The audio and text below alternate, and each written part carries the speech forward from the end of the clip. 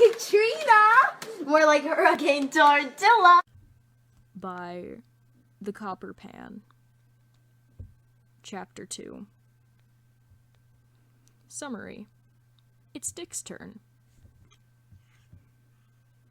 The Zeta tube, putting his atoms back together, zaps the rest of what little energy he has left. He leans against the wall of the tube for a minute, closing his eyes. Just as he feels himself start to drift, he picks up his heavy, aching muscles and steps out into the Batcave. No one's down here yet. He's thankful. He doesn't have to talk with anyone, keep up conversations he doesn't have energy for. He won't have to give an account to Bruce. He won't have to explain why his shoulder's torn open. He can just change, drag himself upstairs, and sleep for the next 2 days. It's a chore to drag himself to the locker room. It's exhausting to peel himself out of his torn suit. He stops for a second, his skin resting against the cold metal, trying to find the will to not just lay down right here and pass out.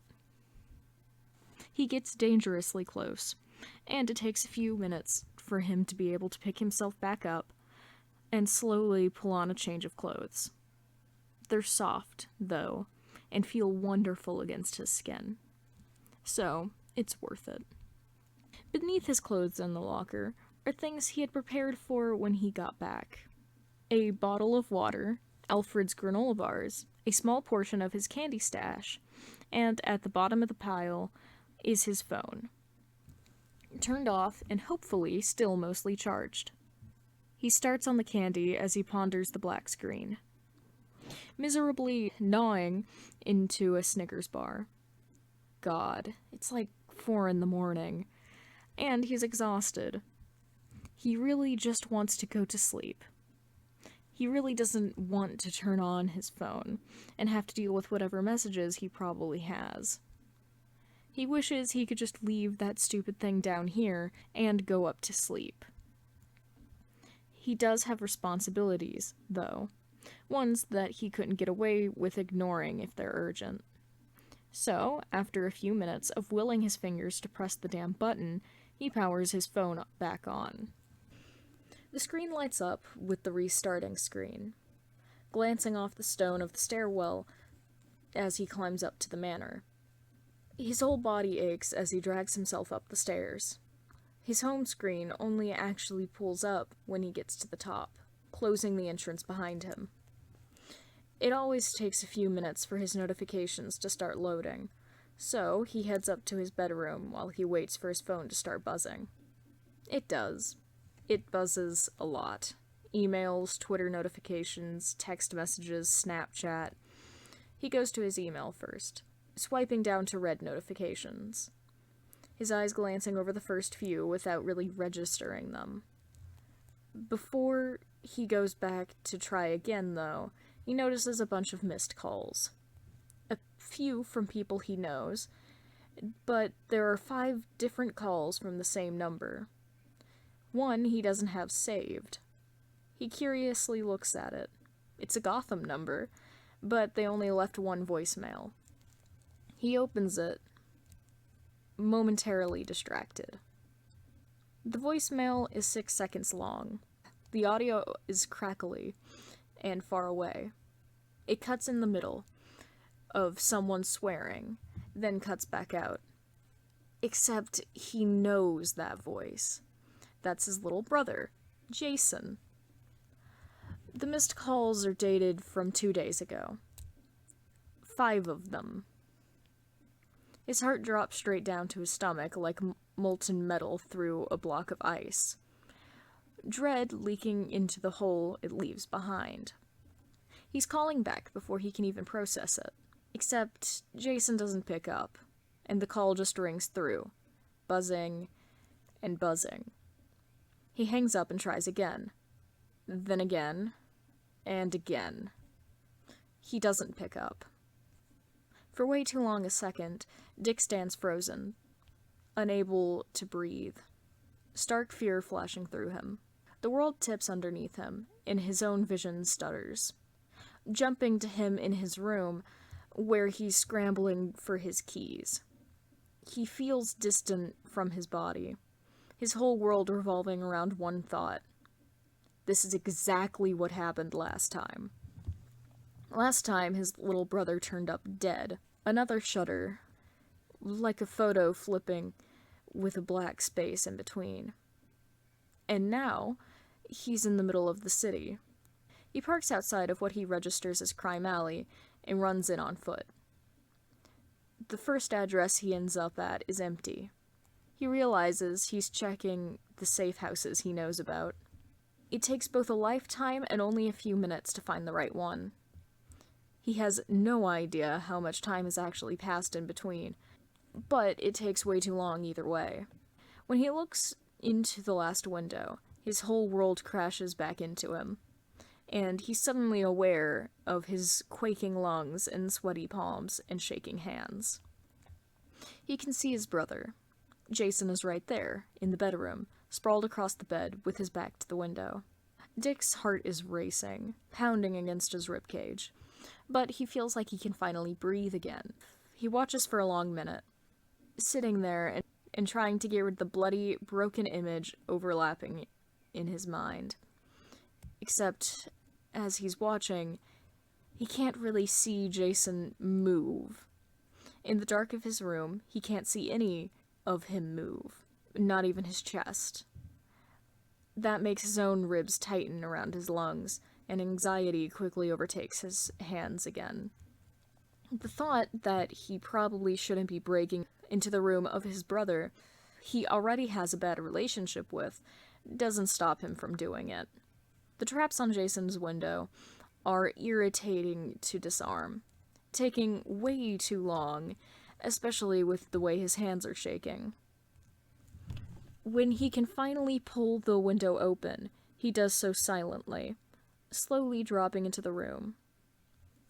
His brother is sleeping, finally peaceful looking, under the blankets.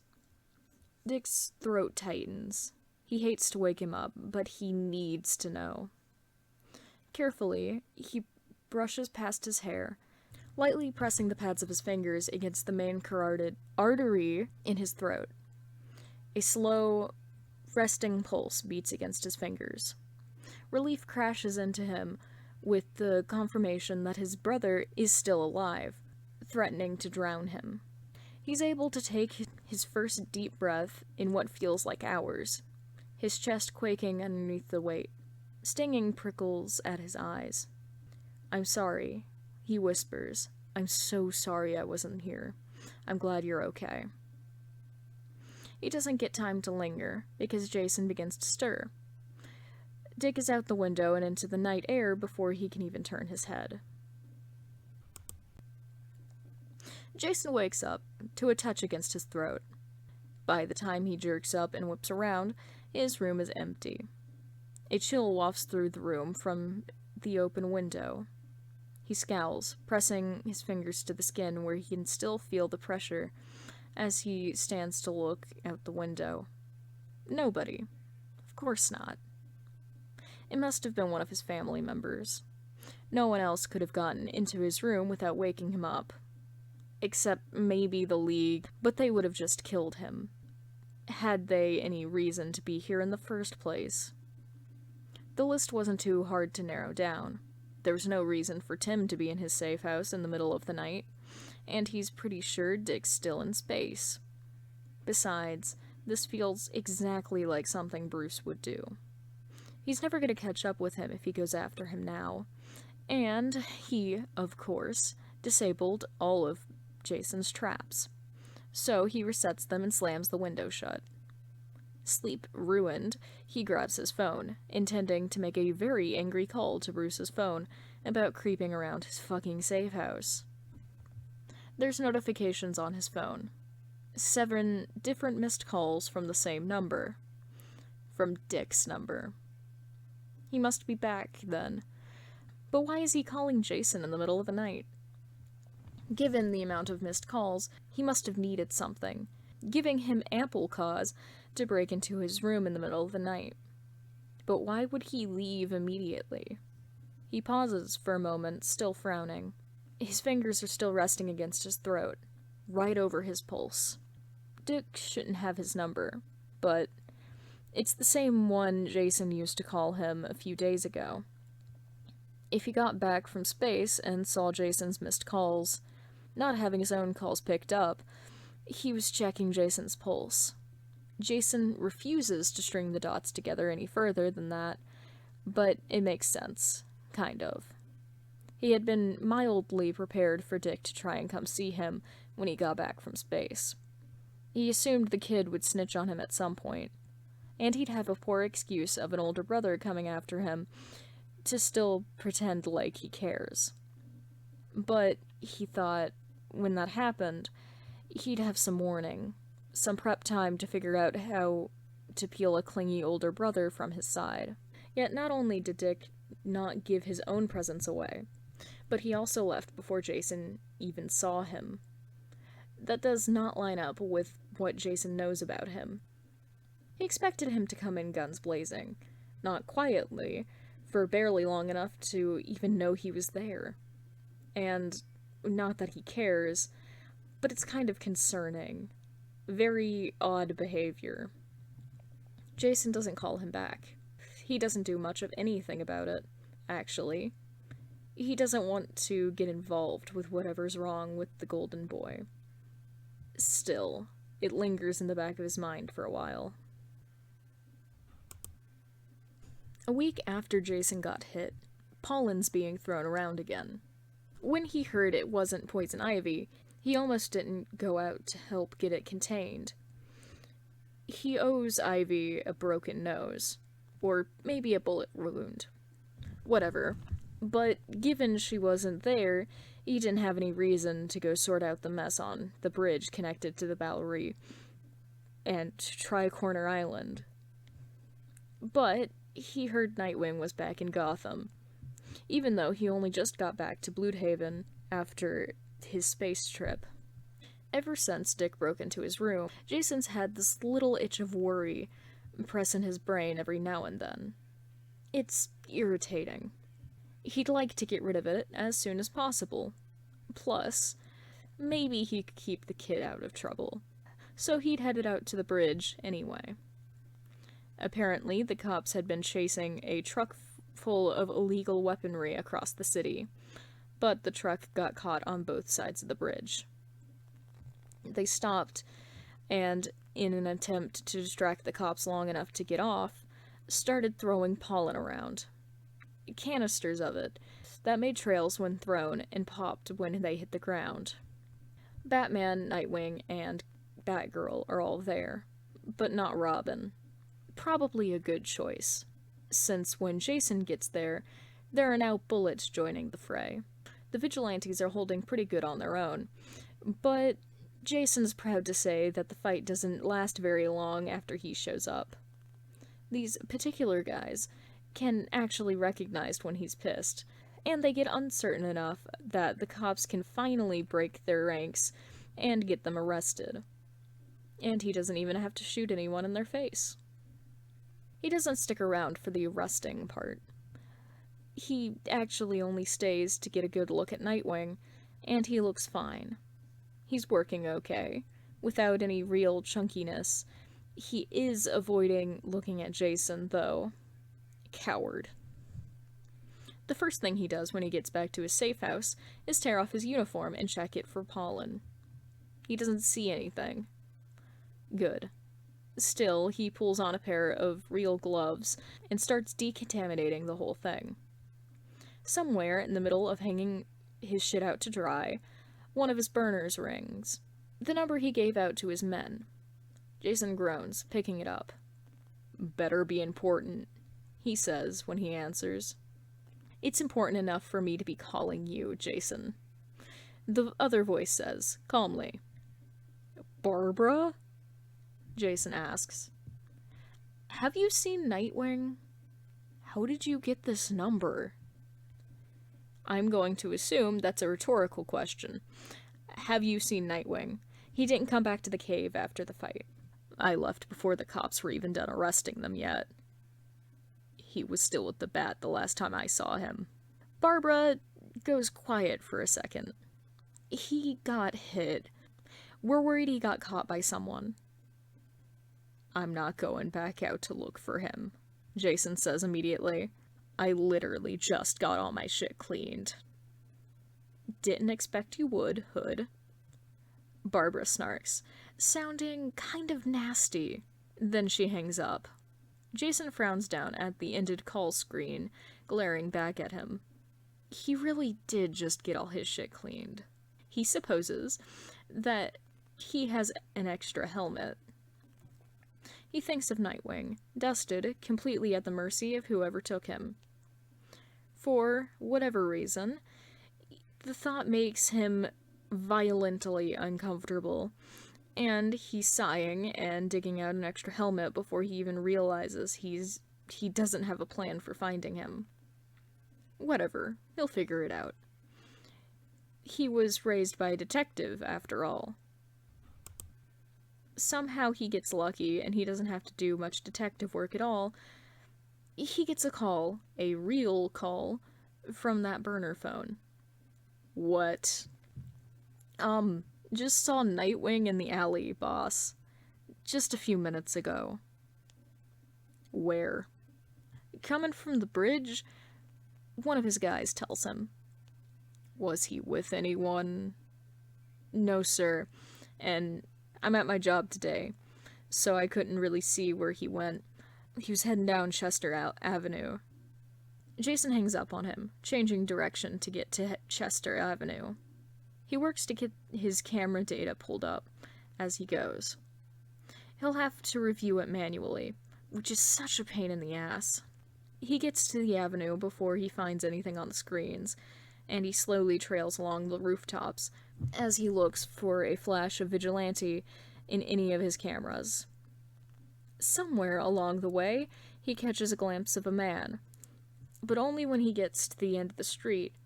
Nightwing on the camera feeds clips along the corner of the roof, which Jason jumps over into. He follows his footsteps to the next camera clip, 3 buildings over, where Nightwing turns and disappears from the camera's view. Jason can't find him again after that. Jason pulls himself to the last position he can see on the camera. Seemed to be alone, but he kept checking over his shoulder. Jason closes the feed, casting a careful eye around the area. This direction of the building faces the other line of the buildings on the street. In between is the alley gap. If Nightwing was trying to hide, that's where he'd go. He keeps quiet as he drops down into the space between the buildings, keeping a hand on his gun.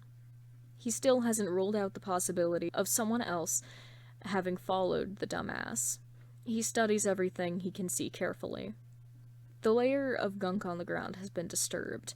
There's 4 wheel trails tracing the ground, leading right to the dumpster that has been moved from one side of the alley to the other. The front now faces the wall, and is angled a little, not pushed straight, like the movement was rushed. One of the lids is flipped up. Jason hops onto the top, craning his neck to look at the wall.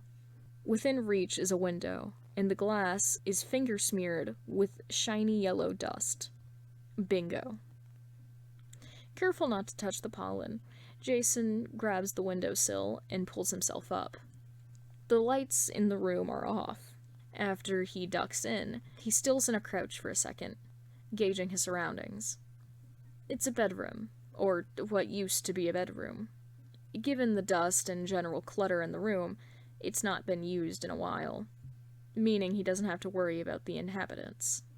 Still, he keeps his hand on his gun as he straightens and creeps further into the place.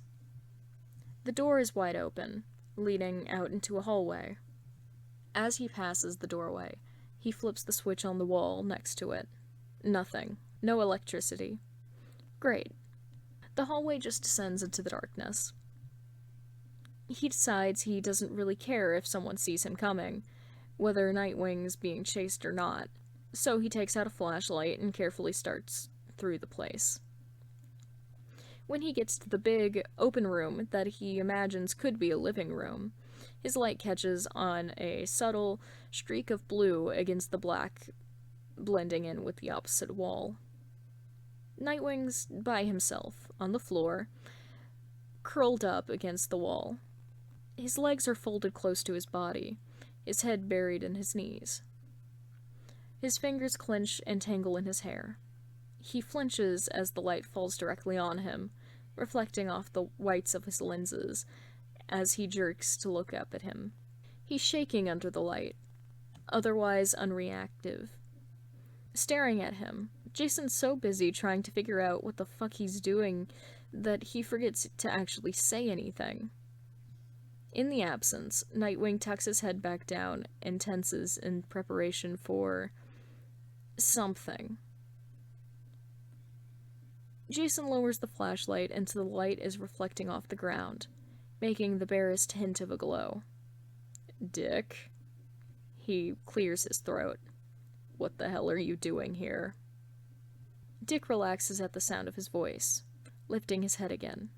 Hood? He whispers. Then he just tenses again, ducking his head as his fingers get tighter and tighter in his hair, pulling. Dick. Dick shakes his head, shoulders shuddering once, twice. Then his breathing stops for a second, holding it to keep his voice steady. I'm so sorry for coming into your territory. He says tonelessly, except for the still obvious shake in his voice. I didn't think anyone would come looking. Jason narrows his eyes. Why are you using my territory as a shield? He asks. No one else would come looking for him in the alley, because they would know Jason wouldn't like it. The other only manages to shiver. Dick, everyone's looking for you. They're worried. Worried enough to call me. They think you got caught. A second of silence, then, you can tell them I'm fine. Yeah, no shot. I'm telling them where you are, so they can come get you the hell out of my alley. Dick flinches. No. Why not? Seeming to realize Jason's not going to go away, Dick takes a deep, shaking breath. Then another, less shaky. Then a few more, until there's only a single, small, little quake. He lifts his head, rubbing his face, pulling his hands back. He looks at his fingers, then turns them up towards Jason. The light glances off the yellow particles dusting on his gloves. I got hit, Dick says, his lips wobbling. Yeah, we all know, Jason says slowly. So... I'm gonna stay here until it wears off. Here? Jason frowns. What, by yourself? Yes. Jason doesn't like the casual way he's saying it. Did you hit your head or something? You know what cuddle pollen does when you try and push through it, right? Yes. It hurts, Dick. It hurts a lot. Dick shrugs. I know. Yeah, so I'm gonna call someone. The other shakes his head, his gaze falling to the floor. Don't, he says tiredly. Just go. Leave me alone. I promise I'll leave the second it wears off. Jason frowns. I'm not doing that. I'll leave the moment I can, straight out of the alley. That's not what I'm worried about, Dick. You're on cuddle pollen. I'm not leaving you here like this. Dick narrows his eyes. Why not? Because it's cuddle pollen? What the fuck are you on about? It's literally torture to not be in contact with someone. I want you to leave me alone, Dick tells him. Just go away and pretend you never found me. If it's a guilt thing, then I resolve you of it. I'm asking you to leave me. What the fuck? No. I don't care what you want. I'm not doing that. You should, Dick snaps. It's not like I can't take it. Jason is, for a full minute, at a loss. The man he's known to need touch like he needs food, would never actively hide when he has a good excuse to trap someone in a hug. He's got cornered once or twice when he was younger, because Dick knew he would tolerate it because of Pollen. This Dick asking him to leave, being so hostile about calling someone else to come get him, talking about how he can take untreated cuddle pollen. It's not like him. Jason was expecting to have to peel him from his side when he dumped him off with the rest of the bats. But actively refusing touch when it's a treatment he needs, not even trying to wake Jason up when he came to check on him, it's a weird, kind of concerning. And Jason has no idea what to do about it. He's just as stubborn an ass as Dick is, though, so he crouches down a few feet away from the man. He's not going to tempt Dick's control by getting too close. It's not like he actually minds not being smothered by the asshole at the moment. "I'm not leaving you here," he says firmly. "Just tell me who you want me to call to come get you." Dick shakes his head. His lips twitch up into something that starts bitter but quickly smooths over into plain sad. A wobbling smile. "No one else is going to want to deal with me any more than you do, Jason." Jason frowns. "What?" he asks. "What do you mean? They're your family." "That doesn't mean they want me being clingy. Definitely not any more than you do. You're on cuddle pollen. You need it." "Makes it worse, doesn't it?" Dick asks quietly. "They don't like it when I get needy on a regular day. Why would they want to deal with me dialed up to max for hours?" He shakes his head. I can't. I can't keep being selfish like that. It'll be nicer for all of us if I just write it out. So if you could please just..." Every self-deprecating word he's saying is making Jason's lip curl, and he's sick of listening to it. He's not leaving Dick here, given he doesn't know who Dick wants instead, and he's on cuddle pollen, and his proximity to Jason is probably already hurting him. He lets his own stubbornness take over. His desire to not have to cuddle with the man he still has a grudge against. He leaves the flashlight on the floor so it's still mildly illuminating the wall, and sits down next to Dick, sliding up next to him.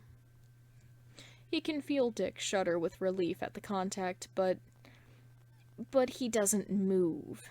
He doesn't lean in, he recoils away, pulling away without really diminishing the contact. And then he's burying his face in his hands again, digging into his knees, a tiny sharp noise escaping, his best efforts to muffle himself. Because he's crying again, like full emotional breakdown crying, harsh shudders racking his body as his hands slide back up to pull at his hair. Still, he doesn't make another sound. It makes Jason uncomfortable. How quiet he's being. How he's barely breathing from the effort of swallowing his cries. "Dick," he says uncertainly. "Dick, what's going on?" All he gets in response is a tiny shake of his head, an even more violent shudder. Did you get hit with something else?" He shakes his head again. "Are you hurt or something?" Dick shakes his head. "Then what's wrong?" He doesn't get an answer. Dick tries to pull away from him, to move, and Jason knows from experience how much that's going to hurt him. So he darts out an arm around his shoulders and pulls him into his side. Jason pulls him about as close as he can without someone being in someone else's lap. But Dick still won't lean into him by himself, so Jason does it for him, turning Dick into him. He knows better than to push any further when Dick still hasn't answered him. So he stays silent and waits, taking Dick's wrist in the meantime. Pollen has to come off if Jason doesn't want to get dusted himself. It'll just keep dosing Dick, too. He's got wipes it'll stick to, and it won't permeate his gloves if he's careful. Dick lets him clean it off. Lets him do whatever he wants, really. He's practically pliable in Jason's hands. It makes him viscerally uncomfortable. Imagine someone else really did catch him.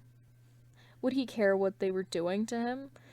Still, he takes advantage of it a little, pulling his hands down against Jason's knee. Jason reaches back to pull his helmet off so he can lean his head down on Dick's. Eventually, Dick's shaking starts to settle down again. "Dick," he says quietly, "you're freaking me out. Please just talk to me." The other shakes his head, taking another quiet breath. "You don't need to hear about my issues." "I'm asking you," he says firmly. He stays silent for a moment more, but eventually his body stiffens underneath Jason's arms. "This is useless," he whispers. I don't want you to feel bad for me. That's never what You don't have to listen to me. I don't want to make you more upset. Just, it's who I am, and I should be the one to deal with it." "Stop worrying about me," Jason tells him firmly. "Just spill it, please." He's pretty sure it's the please that finally gets him somewhere. Dick chokes off a sob. A real sob.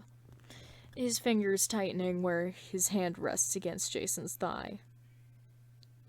You called me, and I was in space. Again! You needed me, and I wasn't... If I got back and you were... You could have been dead. You could have been dead, and I wouldn't have known, because I wasn't here, and it would have been my fault again, because I wasn't here last time, either. And I thought if you were willing to give me another chance, I could prove to you that But I wasn't here.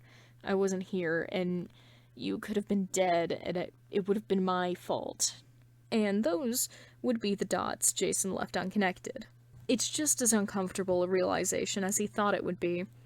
He doesn't quite know what to do about it. "Dick, hey." He squeezes his shoulder. "Do you even know what happened, man?" "I know I wasn't here, and I should have been," Dick says miserably. "It was just cuddle pollen," Jason says quietly. "I got hit when Ivy was out last week. I tried to pull through it on my own, but it got bad pretty quick. I couldn't make it through." And you called me?" "Yeah, I know," Jason snorts. "But I didn't have another safe option. I thought... Tim got me." He was being pretty defensive of you earlier." "Brat. I have a reputation," Jason says, if a little fondly. "Point is, Dick, nothing happened. Nothing would have happened. I'm fine." "But you could have died. If it were anything else, if it was... That's exactly what happened last time, and you got... That wasn't your fault." Jason interrupts firmly. It's the one belief he always held. The one thing that he never blamed them for. It wasn't your fault. Fuck, all of you are martyrs. I don't blame any of you for my death. Never did. The Joker was the one that killed me. Any of the circumstances that led up to my death, I forgave all of that a long time ago." Are you sure?" Dick whispers. I never blamed any of you. Not for that. But that was never the only thing wrong, was it? Dick says miserably. Even before you died, I was still an awful brother to you. But I thought maybe you'd given me a second chance if I didn't fuck anything up first, but you did, and I wasn't here for it. I fell through, again. Dick's hand slides up to his hair as he loses control again, gritting his teeth. I don't have anything to fall back on, because we've never had a real relationship, and I know it was my fault that we didn't, but I had one chance. Maybe not even that, and I fucked it up anyway. Holy fuck. Jason is not equipped for this. He doesn't know how to handle this, and he can't give Dick what he needs to hear. Not when it would be a lie anyway. He flounders for something to do for a second, but it's obvious in the way that Dick's clenching his teeth and dipping his head that he's getting lost again, spiraling again. That he can probably handle. Dick, he says firmly, splaying his hand against the other's chest. You need to breathe, man. Take a deep breath. Then, for the first time, Dick's grabbing for him, clutching desperately for the hand on his chest. Jason can feel him trying, his chest heaving beneath the fingers. He can hear the ragged gasping, finally allowing himself to make noise. Just breathe, you're fine. He waits for his breathing to steady again. He waits as Dick's hand clutches desperately, curling around him like a lifeline. He waits. Then, when he feels like Dick's no longer spiraling, he brings him away from the edge again by asking, Are you sure you don't want me to call any of the bats? Dick shakes his head, shoulders hunching in on himself. Fine, let's go then. Dick scrambles to stay pressed to his side as Jason braces against the wall and pushes himself. After finding his balance, he clears his throat. Go? He questions, fingers tightening in the leather of Jason's jacket. This place smells like mold. It's starting to give me a headache. Jason, I thought I made my stance on leaving you here pretty clear, so if I hear one more word, then I will turn this into a kidnapping. Dick doesn't finish his sentence. Jason takes another second to lean over and grab his helmet and his flashlight. And even though he keeps Dick at his side and his hand on Dick's arm, the other clutches nervously at the leather of his jacket as he leans. Once he's straightened back up, Jason tucks himself into Dick's side. Exactly the way Tim did to him. This won't take too long, Jason tells him quietly. Then he pulls him outside. It's not hard to have a safe house close, with how tightly packed this part of the city is. Even with the constant contact, they get there within 8 minutes. After shutting and locking the window, Jason drops his helmet and flashlight with a sigh. Dick, how long ago did you get hit? Dick shrugs, small. Near the beginning of the fight. Dick. Dick shoots him a frown. What? You're an idiot. Still, when Jason does the math, that should have only been 1 or 2 hours. That's still long enough for the pollen to really hurt. But Jason's worried Dick's going to hurt anyway if he doesn't get out of all of that armor. I know it's gonna hurt, but would you be okay if I left for a few minutes? Like 5 max. It's okay if you can't. I think it would be better to get out of that armor. Dick's eyes widen a little, the white lenses opening with them. Yeah, he says anyway. Yeah, I'll be fine. Okay. Jason accepts dubiously. Just 5 minutes. He can't help the little squeeze he gives Dick before he lets go, leaving him in the living room and rushing into the bedroom. He didn't suit up all the way before he went back out, didn't even take his holsters. Just put his dual pistols where they would fit, so it doesn't take that long to strip all of his gear and leaves it in a mostly non-hazardous pile. His armor always takes a little longer, given its nature, but again, he didn't put much into it in the first place. After his armor is strung out on the dresser, that's still inexplicably not fallen apart, all that's left is his underclothes. He leaves those in a pile on the ground, as any good vigilante does. Then there's still finding some thinner clothes and throwing them on. He has a few extra pairs, and he's sure Dick would fit in them. Though they'll be a little big, because Jason's taller than him now. Jason smirks and grabs a second set of clothes. He'll have to rub it in. When he gets back out, Dick's not where he left him, because he's fallen to his knees, curled around the shaking, arms clutched around his own torso. His head is dipped low into the floor, leaning forward. Jason can hear his ragged breathing. His jaw is clenched hard, his shoulders shaking.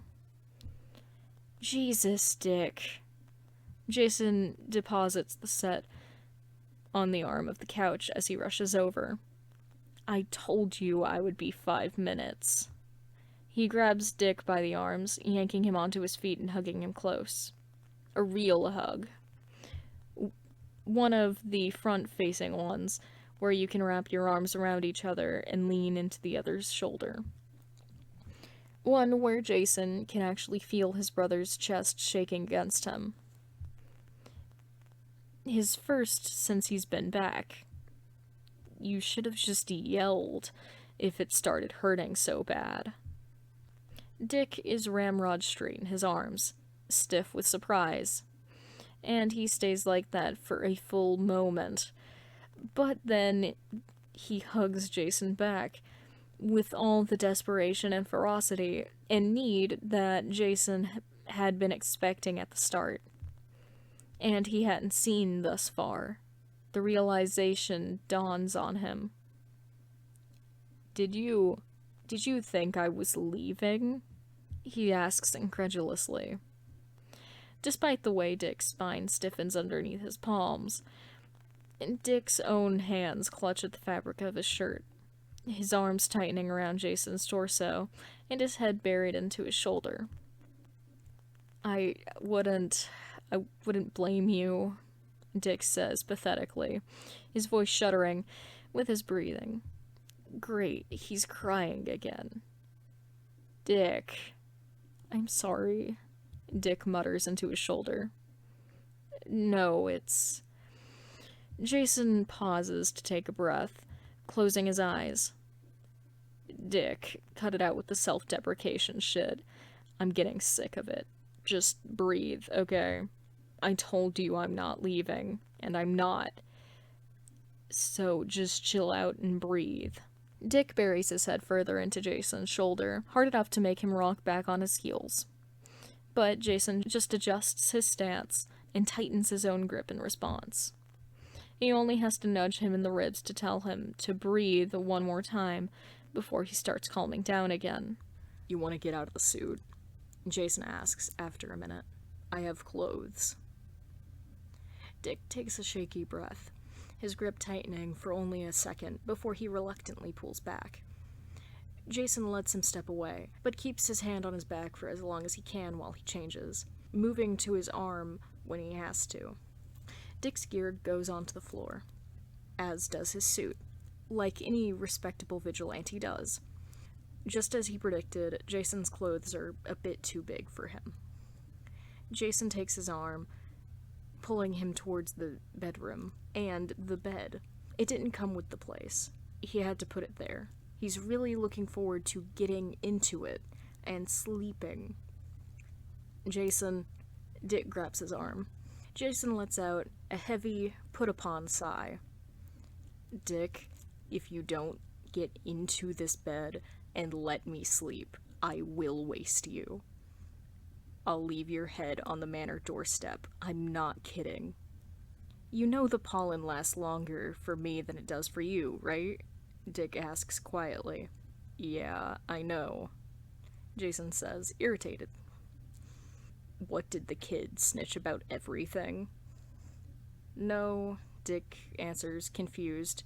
I heard about the Red Hood being resistant to narcotics. I figured that applied to Ivy's hormones, too. You guys are fucking weird. Jason grabs the collar of Dick's shirt, yanking him forward. Listen, Goldie. I know how long it takes. I'll take you back tomorrow. I don't mind staying with you for the night. If I did, your ass wouldn't be here right now. Now please, shut the fuck up so I can sleep. Dick lets him wrestle him into the bed. Jason elbows him and knees him as he settles in. Just to be an ass. But his brother doesn't even complain. He hugs him close when he's laid down, pulling him right up against his chest. Dick's eyes, finally bare, get a little wide, still red-rimmed, and kind of shiny. We're gonna have to talk in the morning, too, Jason warns.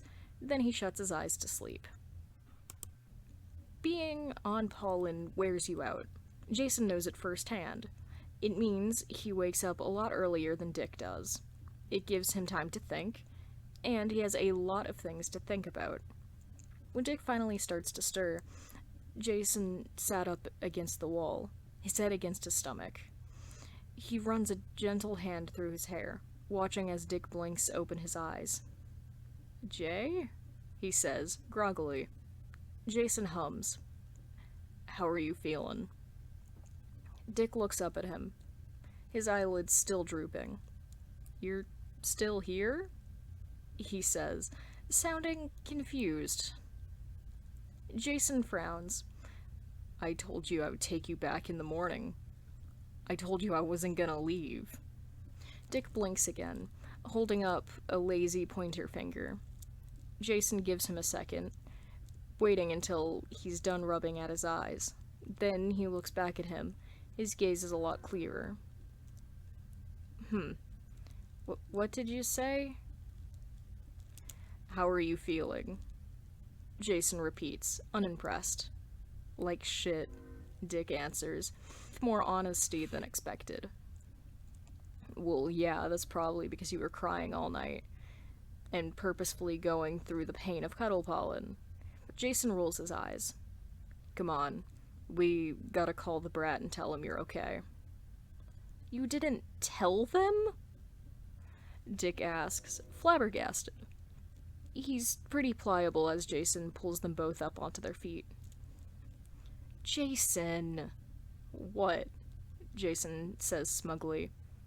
If they send me to go find you, then they get to receive updates on my time. You just worried them unnecessarily. Oops, Jason says, shamelessly. He grabs his jacket from the ground on his way out of the bedroom. The phone rings a few times before the kid picks up. Tim Drake, who is this? He sounds tired, and Jason almost feels bad. Found him, Jason says simply, putting it on speaker. Huh? Tim says, confused. I found him, Jason repeats. Jason? The kid says. You found it. Wait, did you find Dick? Yep.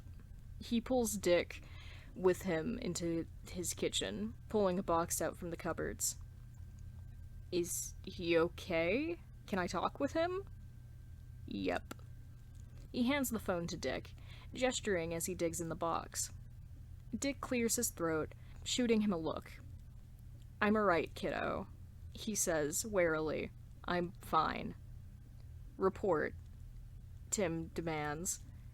Nothing important. I promise I'm okay. Dick tries. He got hit like you thought. Jason rats easily. He didn't get caught, though. He just ran. What? Tim sounds like he's frowning. Why? You can ask him that when he gets back. I'm bringing him now. Just don't let the old man have a heart attack, okay? He's not my... Jason hangs up on him, taking the phone back from Dick. He tears open the granola bar package, taking a bite and leaning back full body on Dick. Jesus, Jay, you're heavy. Dick pushes back on his shoulder. You're gonna tip me over. I thought you were the balanced one, Jason says innocently, leaning a little harder on him. He picks another package out, settling the box back down on the counter. He offers the bar back.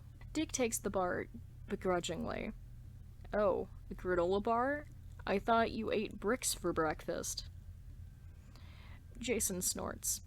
Oh, no, yeah, I do. These bars are actually 100% gravel. You should eat healthier. Like you're one to talk. Jason snarks back. When he's done, Jason pulls the other man with him to go grab his boots, even though Dick's not even half done with the bar yet. Then he pulls him out onto his motorcycle, sits so he's comfortable, and heads back to the manor. I could have drove myself home, you know? Dick tells him quietly. You would have gone into a wreck. Jason snorts, dismounting and taking his brother with him. I would not. Dick scoffs, offended. Excuse you, I'm a good driver. You'd have shaken yourself apart. Now shut up. He shuts up. Jason tugs his brother, tucking him underneath his arm, up to the manor steps. At the door, he rings the bell.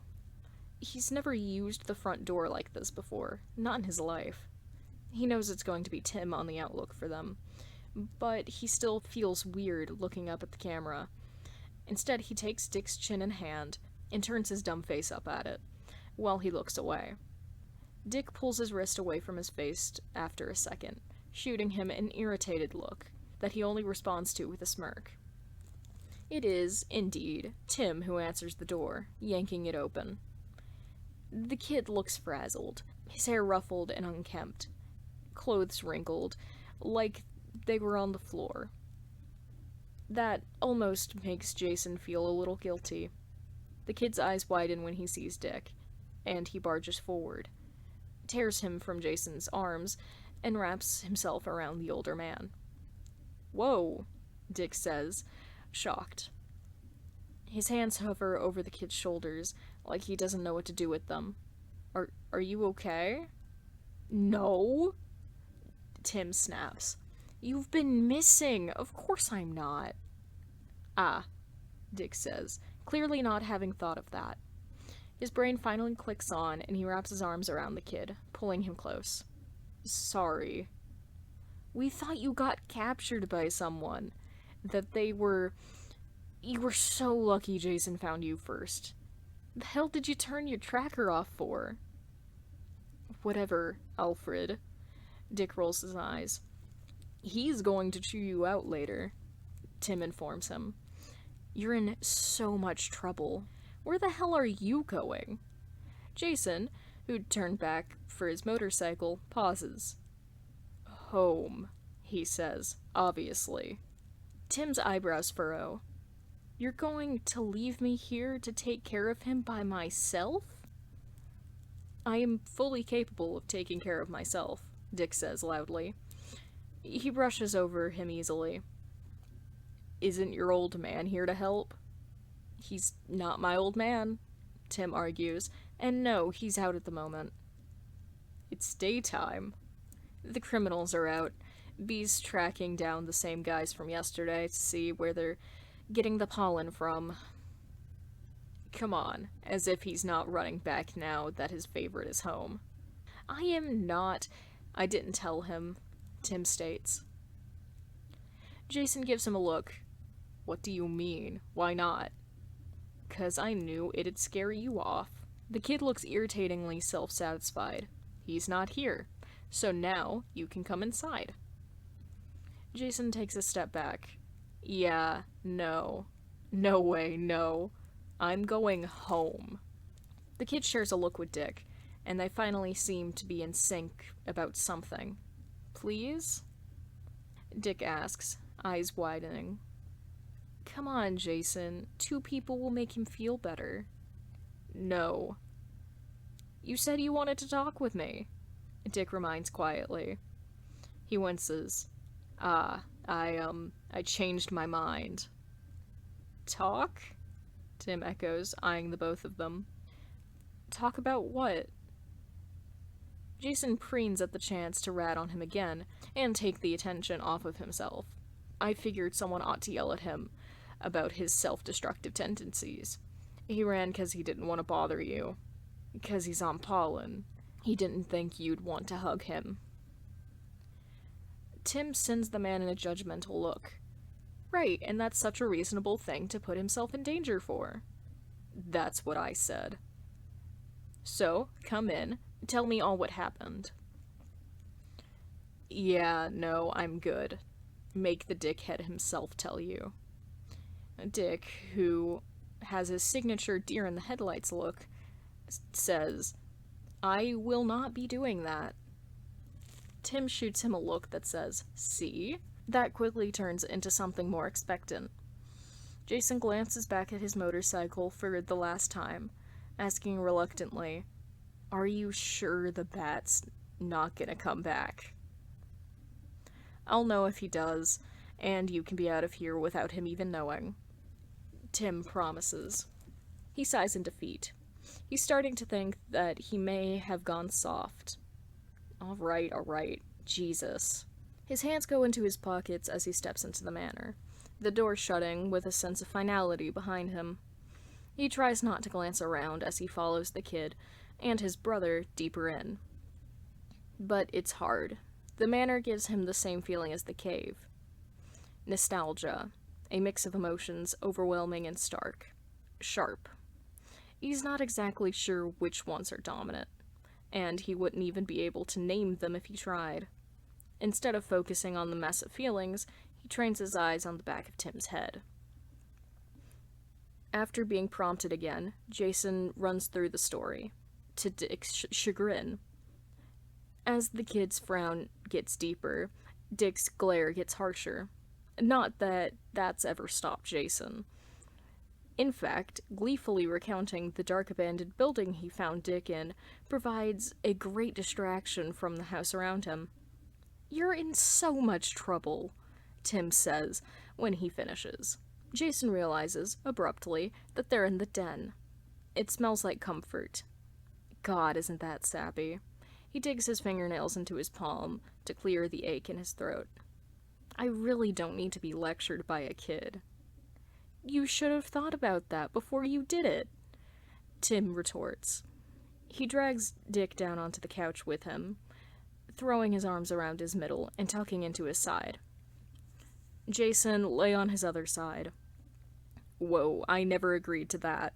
You owe me, Tim glares. After a minute of trying to stand against the pierce of it, Jason reluctantly sits and settles into Dick's side. The kid continues. Dick, that was reckless, irresponsible. Aren't you an adult? You should know better than to pull something like that when you're compromised. If I wanted to get yelled out, I would have called Bruce. Fine, the kid says snottily. He pulls a frown instead, looking up at Dick with worry staining his gaze. You scared me, Dick. You scared all of us. I thought someone caught you on pollen. I thought you might get taken advantage of. We didn't know where you were. We didn't know why you ran. Dick actually softens at that, despite the clear emotional manipulation. I'm sorry, he says. I didn't mean to scare you. I'm okay. Why did you run? Tim asks quietly. I didn't... Dick grimaces. I wanted to deal with it on my own. Don't you trust us? Dick begins to crumble under the weight of the kid's sad frown. I do, Tim, I promise. I do, I know you guys don't like how smothering I can be. I didn't want to force that on you guys. That's completely different. You're compromised. We wouldn't risk your safety like that. We're your team. We're supposed to have your back. Come on, Tim, don't act like it wouldn't annoy you. What if it was me? Tim challenges. What if I got hit with cuddle pollen and I ran off into the city and you guys couldn't find me? And you didn't know if I was alright? You don't have to do that, Dick answers. Please tell me you know that. I'm right here. You know I'd want you to come to me first. Tim, you know that, right? How do you think we feel? Tim counters. I'm your teammate. Barbara, Jason, Bruce, Alfred, they're your family. When you need something, we're happy to give it to you. Dick closes his eyes. I'd really rather you stop dragging Jason into this. I'm sure he would too. The kid sends a curious look his way. Why? He doesn't count? I'm sure he doesn't want to. Jason frowns. I can speak for myself, Dick. You'd agree with me. I never said that. Dick rolls his eyes. You know what? I think the pollen's worn off. You can leave me alone now. Nice try, Tim says. He buries into Dick's shoulder, laying his head down. Did you hear a word I said? Jesus. He settles in a little more. Barely loud enough to hear, he mumbles. Besides, how many hugs do you think I get in a month? That manages to shock Dick into silence. His arms come up to wrap around the kid and pull him in. As is his nature. He buries his nose into the kid's hair and squeezes him tight. Jason swallows away the tight feeling in his throat. Dick, if I didn't want to be here, I'd leave. I'm an adult. Then why don't you? Dick says tiredly.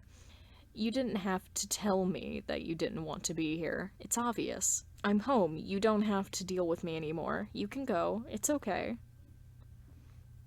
I don't need you to tell me that. Then leave. Dick turns a hard stare on him. Is that what you want? Jason counters. His brother stutters, his brow drawn. He glances away. That doesn't matter.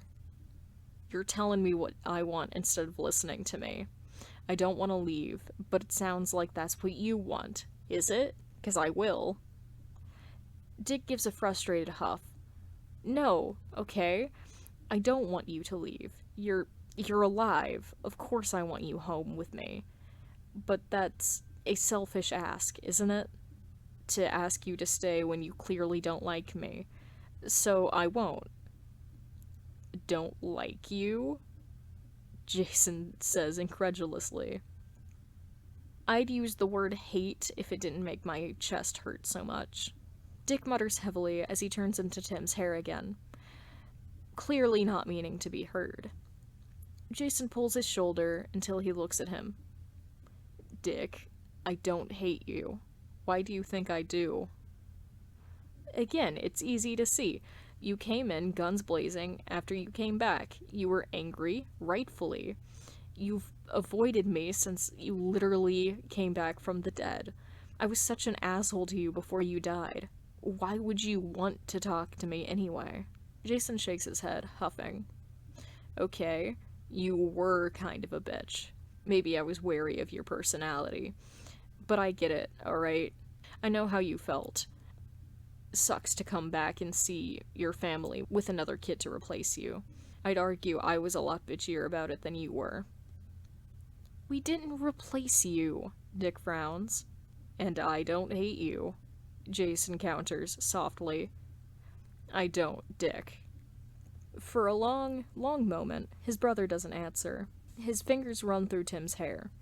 The kid hasn't made a sound in a while, and it's worth wondering if he's still awake. Then, Dick says, I'm sorry. He doesn't look up. He just works out a tangle. For not being there when you called me. Jason sighs, back on this. Not your fault. It was fine. I'm fine. His brother just snorts unbelievingly. Do you even know why I called you? Dick doesn't answer.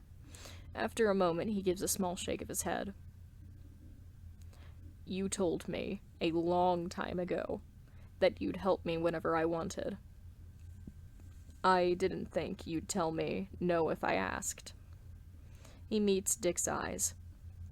Was I wrong? No, Dick says softly. No, of course not. Okay, then I'm asking. For a moment, his brother just blinks. Jason raises an eyebrow and holds open an arm.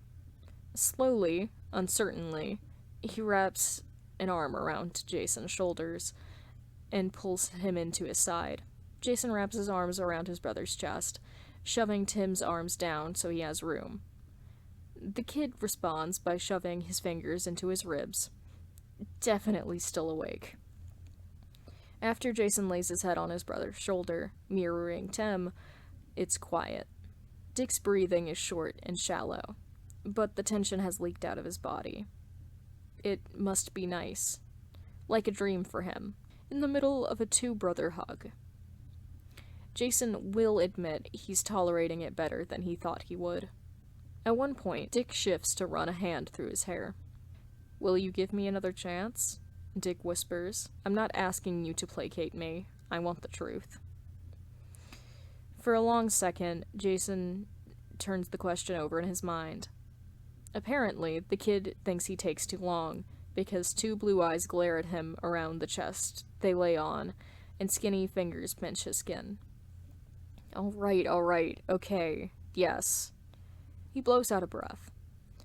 Tim gave him a second chance, even though he sure as hell doesn't deserve it.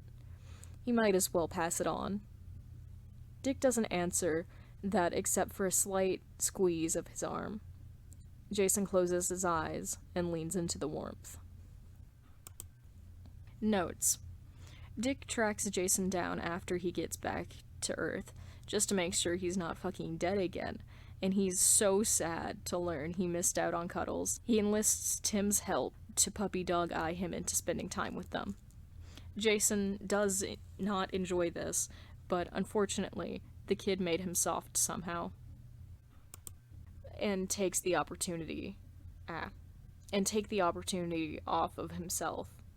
How did I read attention as opportunity? That doesn't, okay.